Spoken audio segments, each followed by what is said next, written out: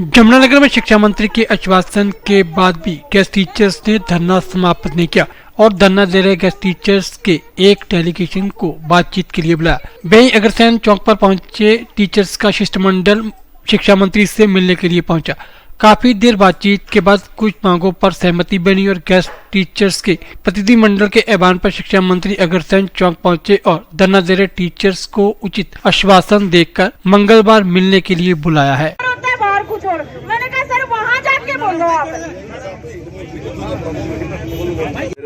मैंने प्रोग्राम को तो रखा था कत्थल का, तो फिर सीएम सामने सुशासन दिवस में मेरी ड्यूटी लगी थी करनाल, फिर मैं चला गया कत्थल और अब मेरा ख्याल 8 से भी ज्यादा टाइम हो गया। तो अब आपने इतनी दूर जाना तो अच्छा, एक तो सर्विस रूल की उस दिन बात हुई थी, सर्विस रूल आपके बन गए और वो सीएम साहब के पास भिजवा दिए। अभी आपके लीडर मुझे ये कह रहे थे कि भाई हमारे साथ उनमें कोई बातचीत नहीं हुई।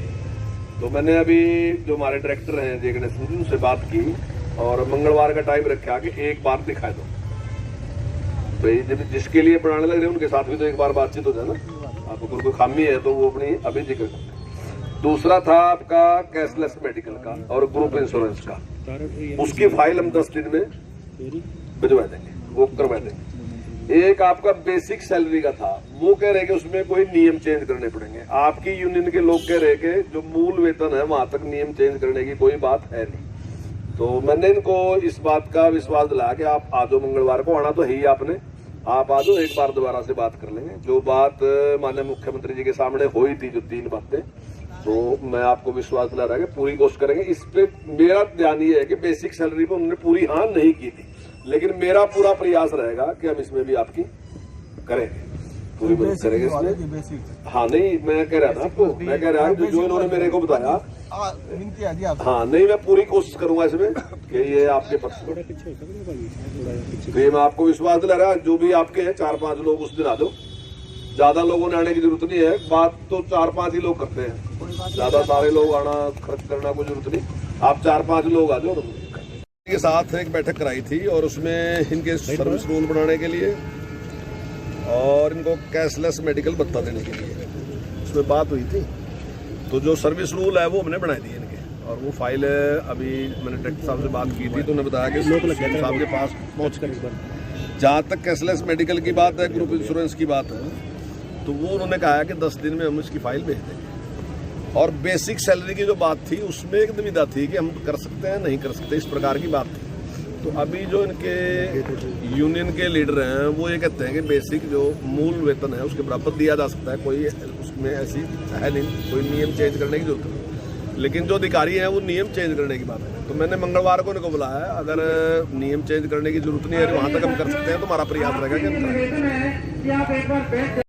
आश्वासन तो सर भाजपा सरकार शुरू से हमें देती आ रही है। यहाँ तो मुख्यमंत्री जी हो चाहे शिक्षा मंत्री जी हैं, वो कह देते हैं कि हो जाएगा, लेकिन अधिकारियों के पास जाते हैं तो हमारी कोई बात नहीं सुनी जाती। और एक टेबल टॉक और एक पब्लिक के सामने हम माननीय शिक्षा मंत्री जी को इसलिए लेके आए थे कि जी हम जो बोल आपके सामने हो रहे हैं, हम 10-15 जो लोग भी है हमारी वो ही जानती है। आम पब्लिक जो 14,000 परिवार बैठा है उनको जवाब हमें देना पड़ता है, वो हम पे विश्वास नहीं करते। तो हमारे निवेदन करने के बाद यहाँ माननीय शिक्षा मंत्री जी हमारे बीच आए और उन्होंने कहा कि भी मैं ये कहता हूँ कि भी मैं आश्वासन देता हूँ मूल वेतन, बेसिक सैलरी जिसे कहते हैं। और हमारी उस दिन जब मीटिंग हुई थी 8 सितंबर को, तो उसमें डिसाइड हुआ था कि इनकी बेसिक वेतन प्लस सर्विस रूल है वो बनते हैं और इनको देना चाहिए। लेकिन अब यहाँ आने के बाद उनका कि भी यहाँ कैशलेस रहिए सर, वहाँ जाते हैं शिक्षा सदन में मीटिंगों पे मीटिंग होती है, अधिकारी कुछ नहीं करते सर। 30 अक्टूबर को लगाई हमने, नवंबर, दिवाली सब कुछ हमने वेट किया, दिसंबर, न्यू ईयर आ गया, लेकिन कोई काम नहीं होता। किसी तरीके से सरकार उस चीज को श्रेय नहीं चढ़ाती। वोटों के चक्रों में दूसरी योजना इनकी चल रही, तीसरी 2024 तक हमें ये यूज करना चाहते हैं। 16 साल है सर, 16 साल है। वो बोल के गए कि भी मंगलवार को आ जाओ, मुझे तो नहीं लगता कि सर इस तरीके से हमारा जो काम है वो हो जाएगा मंगलवार को। इतने तो मंगलवार हम पता नहीं सर, मैं छोटे से बच्चे को लेके पीछे अक्टूबर के लास्ट वीक में भी उनके पास रहे, नवंबर के लास्ट वीक में भी उनके पास रहे, दिसंबर में भी उनके पास गए हैं और लास्ट में हमें कदम उठाना पड़ा। इतनी जबरदस्त ठंड का मौसम है और सभी महिलाएं और सभी साथी अपने बच्चों के साथ इस रोड पे बैठे हैं।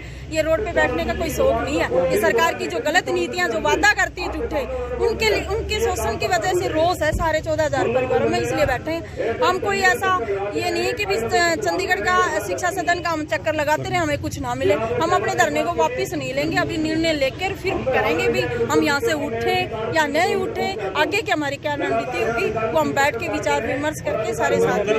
अभी धरना समाप्त नहीं कर रहे हैं यहाँ से? ना जी, बिल्कुल नहीं करेंगे। ਦੇਸ਼ ਦੁਨੀਆ ਦੀਆਂ ਤਾਜ਼ਾ ਖਬਰਾਂ ਦੇ ਲਈ ਹੁਣੇ ਪਲੇ ਸਟੋਰ ਤੋਂ ਡਾਊਨਲੋਡ ਕਰੋ ਪੰਜਾਬ ਦੀ ਆਵਾਜ਼ ਅਜੀਤ ਨਿਊਜ਼ ਐਪ। ਹੁਣ ਤੁਹਾਡਾ ਆਪਣਾ ਅਜੀਤ ਹਰ ਸੋਸ਼ਲ ਮੀਡੀਆ ਪਲੇਟਫਾਰਮ ਦੇ ਉੱਤੇ ਉਪਲਬਧ ਹੈ।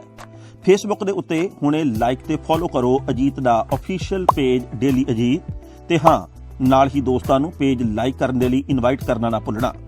ਇੰਨਾ ਹੀ ਨਹੀਂ, ਹਿੰਦੀ ਦੇ ਵਿੱਚ ਖਬਰਾਂ ਵਾਸਤੇ ਲਾਈਕ ਤੇ ਫੋਲੋ ਕਰੋ ਸਾਡਾ ਫੇਸਬੁੱਕ ਪੇਜ ਅਜੀਤ ਸਮਾਚਾਰ ਹਿੰਦੀ। YouTube ਦੇ ਉੱਤੇ ਵੀਡੀਓ ਖਬਰਾਂ ਦੇਖਣ ਦੇ ਲਈ ਹੁਣੇ ਸਬਸਕ੍ਰਾਈਬ ਕਰੋ ਅਜੀਤ ਦਾ official YouTube channel Ajit web TV. ਤੁਹਾਡਾ ਆਪਣਾ ਅਜੀਤ ਹੁਣ ਟਵਿੱਟਰ ਤੇ ਇੰਸਟਾਗ੍ਰਾਮ ਦੇ ਉੱਤੇ ਵੀ ਉਪਲਬਧ ਹੈ। ਟਵਿੱਟਰ ਦੇ ਉੱਤੇ ਖਬਰਾਂ ਦੇ ਲਈ ਫੋਲੋ ਕਰੋ ਡੇਲੀ ਅਜੀਤ ਤੇ ਇੰਸਟਾਗ੍ਰਾਮ ਦੇ ਉੱਤੇ ਖਬਰਾਂ ਦੇ ਨਾਲ ਵੀਡੀਓ ਦੇਖਣ ਦੇ ਲਈ ਫੋਲੋ ਕਰੋ ਬਲੂ ਟਿਕ ਵਾਲਾ ਸਾਡਾ ਅਫੀਸ਼ੀਅਲ ਚੈਨਲ ਡੇਲੀ ਅਜੀਤ। ਇੰਨਾ ਹੀ ਨਹੀਂ, ਅਜੀਤ ਦੇ ਵੀਡੀਓ ਹੁਣ ਤੁਸੀਂ ਐਪਲ ਟੀਵੀ ਦੇ ਉੱਤੇ ਵੀ ਵੇਖ ਸਕਦੇ ਹੋ ਤੇ ਨਾਲ ਹੀ ਅਜੀਤ ਅਖਬਾਰ ਦਾ ਡਿਜੀਟਲ ਐਡੀਸ਼ਨ ਪੜ੍ਹਨ ਦੇ ਲਈ ਡਾਊਨਲੋਡ ਕਰੋ ਅਜੀਤ ਈ-ਪੇਪਰ ਐਪ। ਤੁਹਾਡਾ ਆਪਣਾ ਭਰੋਸੇਯੋਗ ਚੈਨਲ, ਤੁਹਾਡੀ ਆਪਣੀ ਆਵਾਜ਼, ਪੰਜਾਬ ਦੀ ਆਵਾਜ਼ ਅਜੀਤ।